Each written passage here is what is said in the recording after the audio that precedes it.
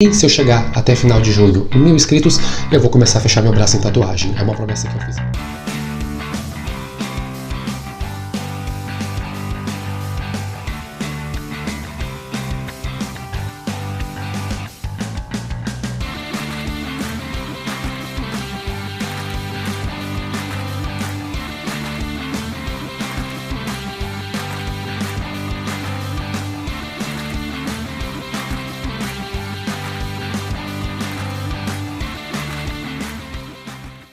Fala pessoal, bem-vindo ao nosso canal para mais uma aulinha de física e agora vamos tratar um pouquinho de matemática nova, vamos entrar aí na área de termologia, vamos discutir um pouquinho aqui de conceito de calor, temperatura e tudo que se agrega dentro desse conteúdo.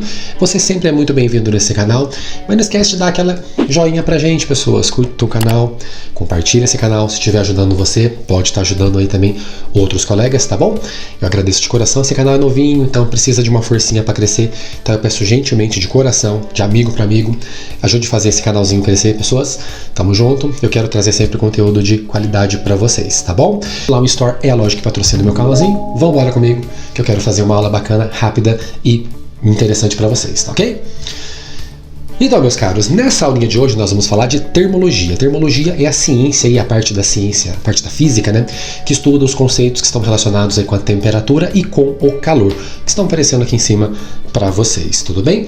Na verdade, ela vai estudar toda essa parte desses fenômenos que estão associados aí com perda, ganho de energia térmica, tá bom? E nosso foco aqui também é falar um pouquinho sobre variação de temperatura e mudança de fase. Então nós vamos passar por 3 etapas. A primeira, a termometria, depois a calorimetria e depois falaremos de dilatação térmica nas próximas 3 aulas na sequência pós essa aula, tá ok? Então vamos comigo, porque a ideia aqui é ampliar o conhecimento de vocês e deixar de uma forma bem simples, bem clara, bem objetiva todos os conceitos importantes da termologia, ok? Então vamos comigo na próxima tela. Meus queridos, vamos primeiramente falar sobre temperatura. Então a temperatura, na verdade, ela é definida como a medida do grau de agitação molecular de um corpo. Então nós temos ali um corpo formado por várias milhares de moléculas, né? Essas moléculas têm uma determinada energia ali pelo seu grau de liberdade, né? Essa energia é uma energia cinética, é uma energia de movimento, tá?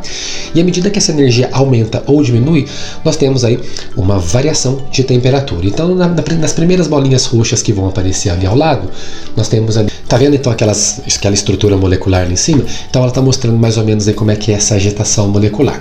Ao lado aqui nós temos umas bolinhas roxinhas que vão representar 2 tipos de temperatura diferentes. A primeira mostra uma agitação mais intermediária, mais calminha. A segunda, bem mais agitada, bem mais energética. Então se você analisar aí, ó, temperatura mais baixa para as moléculas com baixa cinética, com baixa agitação, temperatura mais alta para as moléculas bem mais agitadas, bem mais calorentas, vamos dizer assim, tudo bem? Então essa energia de agitação define o que a gente chama de temperatura, ok?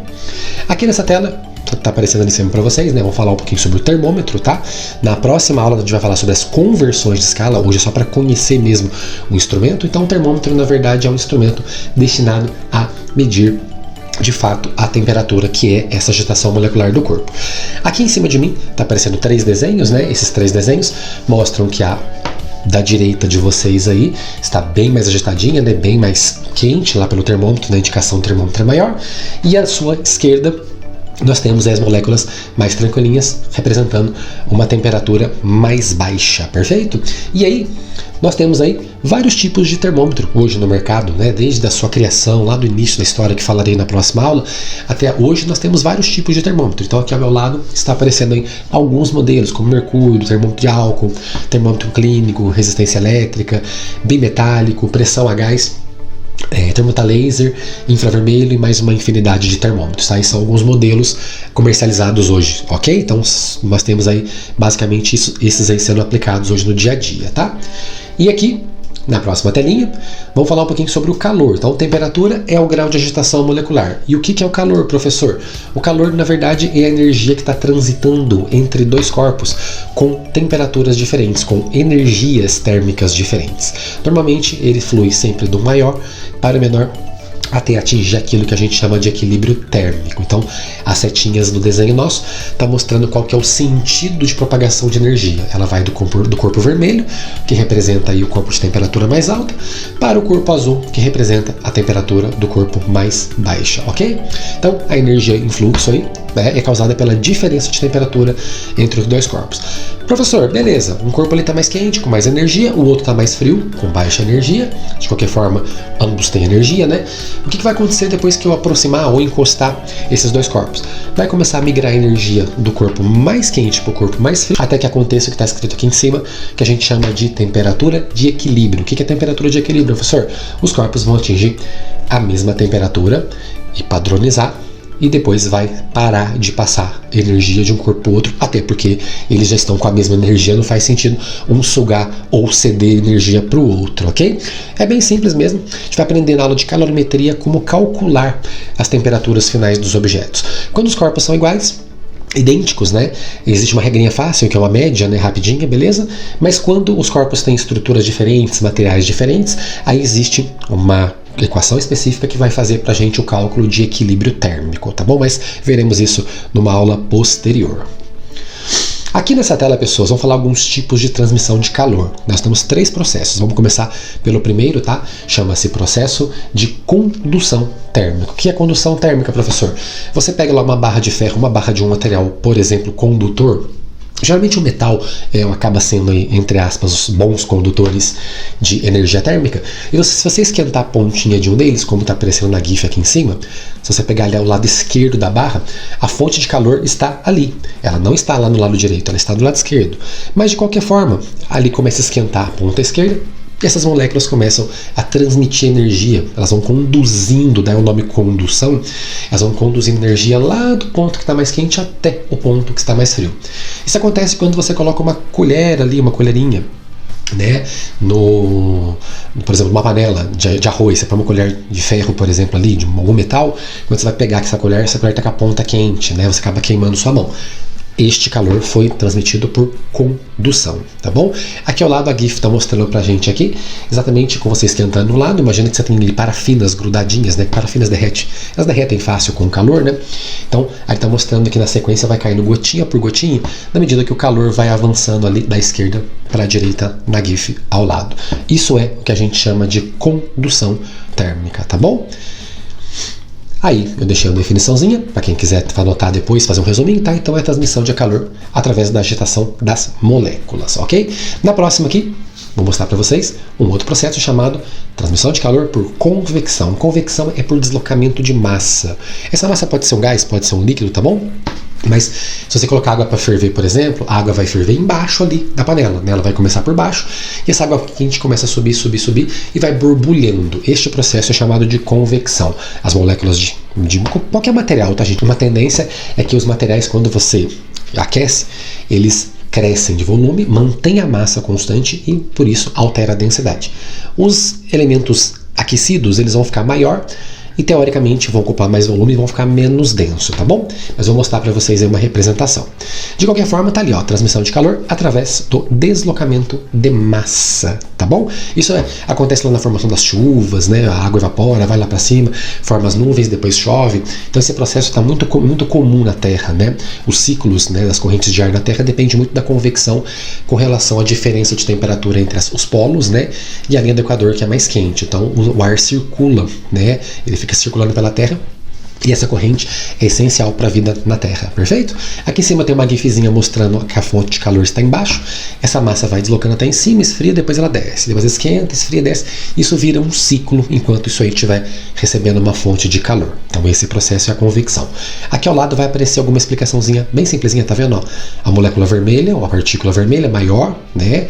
Subiu, né? Por ficar menos densa, né? E a menorzinha desceu, porque por ficar mais densa, ok? Isso acontece por conta da dilatação que veremos numa outra aula futura, mas aí eu deixei a informação para vocês. Ó, partícula quente, maior volume devido à dilatação, menor a densidade, pois a massa está constante, tá?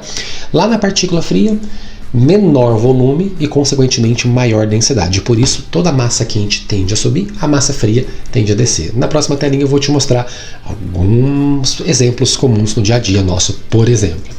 Temos aí o ar-condicionado, que geralmente é instalado numa sala na parte superior, justamente porque é ali em cima que está o ar quente. Então não adianta colocar o ar lá embaixo se o ar frio está lá embaixo. Coloca o ar lá em cima, porque lá em cima ele puxa o ar quente e joga o ar frio, que tende a descer naturalmente e trocar calor com os objetos, as pessoas que estão na parte de baixo. Então o ar-condicionado é melhor, ele funciona melhor se colocado na parte superior do estabelecimento no qual você está. Tá? Uma geladeira também, uma geladeira convencional, que há geladeiras no mercado que são contrárias, geladeiras invertidas, né? Mas uma geladeira convencional tem um congelador em cima, porque é lá em cima que está o processo de expansão do gás lá atrás da geladeira, que falaremos isso numa futura aula de termodinâmica, tá? Quando o gás expande, a temperatura cai. Então ele vai congelar, ele vai gelar bem o congelador lá, chamando congelador, né? O freezer da sua geladeira. Mas há passagens de ar do congelador para a geladeira. Então esse ar frio vai descendo espontaneamente e vai refrescando a parte de baixo da geladeira, e é assim que funciona uma geladeira convencional. Ou seja, você gela em cima e a convecção se encarrega de trocar calor com os alimentos lá embaixo. Essa massa de ar quente vai subir, vai entrar para o congelador de novo, vai ser resfriada, e esse ciclo fica funcionando continuamente aí, enquanto a geladeira estiver funcionando perfeitamente, ok? E o último processo que eu quero trazer para vocês aqui é o processo de irradiação. O que é a transmissão por irradiação? É por ondas eletromagnéticas, né? Então, pensa lá no Sol. O Sol está lá liberando 400 milhões de radiações diferentes para o espaço. Uma pequena parte, uma parte quase insignificante, pega e atravessa a Terra, que está a uma certa distância razoável de uma unidade astronômica, né, do Sol. Essa radiação, ela é composta por várias ondas diferentes, falaremos isso em aulas de ondulatórias futuras, tá? Mas de qualquer forma, essa onda está passando por ali, e parte dessa onda é responsável por trazer pra gente o calor para a Terra, tá bom? No caso ali seria o infravermelho, ou a luz visível que atravessa a atmosfera, e aqui dentro, depois que ela atinge as superfícies, ela irradia em forma de infravermelho e fica acumulada sob um efeito estufa, né, causado pela própria atmosfera ou por gases que são produzidos aí como gás CO2, né, que acaba intensificando esse acúmulo de energia, né, de infravermelho dentro da nossa atmosfera, perfeito? Mas de qualquer forma, é uma onda que se propaga no vácuo melhor do que por exemplo, no ar. Tá bom? Então é uma transmissão de calor que acontece pelo vácuo, né? A convecção precisa da massa, a condução precisa do contato das moléculas, né, do mesmo corpo se transmitindo essa energia, e a radiação não, a radiação simplesmente é uma onda jogada para o espaço, ela atravessa ali o vácuo tranquilamente, sem problema nenhum, chega, consegue também. Ela vai sofrer um efeito de refração, mas ela vai entrar na atmosfera e vai chegar e vai caminhar pelo ar também até chegar na superfície da Terra, tá bom? Então aqui ao lado da gifzinha, aqui em cima na verdade, está aparecendo uma representação de uma onda eletromagnética. Show? E aí, aqui está um exemplo ao lado, né? Esse instrumento chama picômetro, né? Ele é um instrumento ali de medir temperatura através da onda que está chegando, ou seja, aquela fumaça que está passando lá atrás, ela tem temperaturas variadas, né? Que ela está sendo produzida ali por uma chaminé de uma empresa, por exemplo, né? E você apontando esse aparelho, esse instrumento lá para a fumaça, para essa fumaça, né? Aquela coloração que está aparecendo ali levemente avermelhada, levemente amarelada, meio alaranjada, define picos de temperaturas diferentes. Então o vermelho está representando uma onda mais quente, o amarelo um pouco mais frio do que o vermelho, o laranja seria uma região mais intermediária.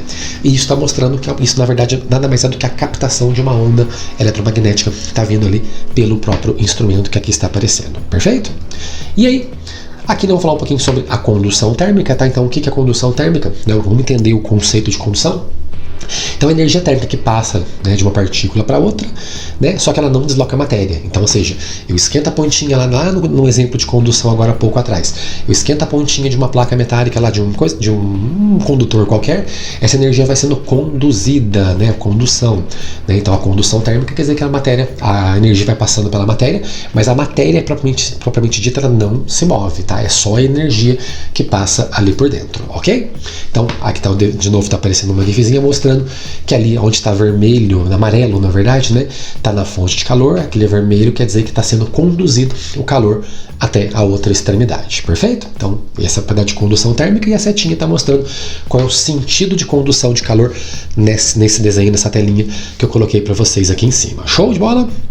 E aí, ocorre principalmente nos condutores térmicos. Metais, por exemplo. Metais são excelentes condutores, né? De uma forma geral, os metais são bons condutores se comparados com a borracha, madeira, né? Que tem características isolantes, né? Não permite, retém e dificulta a passagem de energia ali pelas moléculas, tá bom? E aqui na próxima telinha, gente vai falar aqui um pouquinho sobre os isolantes térmicos, né? Então vou dar aqui alguns exemplos de isolante, como por exemplo, a água é um isolante térmico, a lã é um isolante térmico, o gelo é um isolante térmico. O gelo é interessante porque lá os esquimós, né, quem já viu o filme lá que mostra habitantes, né, que moram em regiões muito polares, muito frias, né, eles constroem iglus, né, que são aquelas casinhas redondinhas, né, de gelo. Poxa, professor, o cara faz uma casa de gelo lá no meio do gelo. O gelo é um ótimo isolante térmico, perfeito? Ele retém o frio lá fora. O frio, na verdade, nada mais é do que a ausência de calor, tá? Então pensa assim, ó, frio e calor, né? O que é frio? Frio nada mais é do que a ausência do calor. Conceitualmente a gente conhece só o calor, perfeito? E aí, o gelo, ele tem propriedade de isolar. Tudo bem? Então ele é um bom isolante térmico, acredite se quiser, tá? A borracha é um excelente isolante térmico, né? Vidro é um excelente isolante térmico. A blusa, a roupa que nós usamos são isolantes térmicas, né? Então se colocar a blusa para proteger de um dia muito frio, ela tem que ser um bom isolante térmico, ok? Bem simplesinho mesmo, tranquilinho. Então nós temos aqui então os condutores térmicos, perfeito? Os condutores térmicos geralmente são características metálicas, perfeito? Então nós temos aí a prata como um excelente condutor, nós temos aí o cobre como um ótimo condutor de calor, né? Geralmente são bons condutores também elétricos, né? O cobre é utilizado muito na rede elétrica, ele também é um bom condutor de calor, perfeito? Nós temos aí o alumínio sendo um bom condutor de calor, tá? Um pouco pior que o cobre, mas é um bom condutor. Nós temos aí o tungstênio, um elemento bom condutor também. Então, repare que são elementos metálicos, né? Elementos que têm características, geralmente são bons condutores elétricos, bons condutores térmicos, né? De uma forma geral. A parte de condução elétrica a gente fala dessas propriedades em aulas futuras, tá? Nesse canal nosso aqui, claro. Mas aqui estão exemplos de bons condutores térmicos, perfeito? Diferente dos outros que dificultam a transmissão de energia térmica, esses aqui não. Eles facilitam a passagem de energia térmica por eles sem problema nenhum, perfeito? E aí, eu quero agradecer vocês de coração, ok? Pela essa aulinha. O meu desafio está lançado, não esquece, divulga o meu canalzinho para as pessoas, para os seus colegas, para os seus amigos, né? Eu vou fazer uma tatuagem, eu prometo que se eu chegar em 1000 inscritos até final de junho, vou fazer uma tatuagem. Eu vou começar a fazer desafios que eu vou fechar esse braço aqui agora.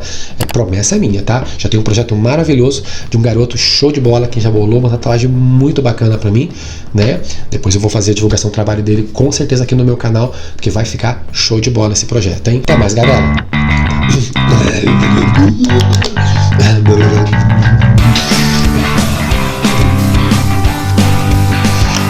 Até mais, galera. Um beijo no coração. Fui.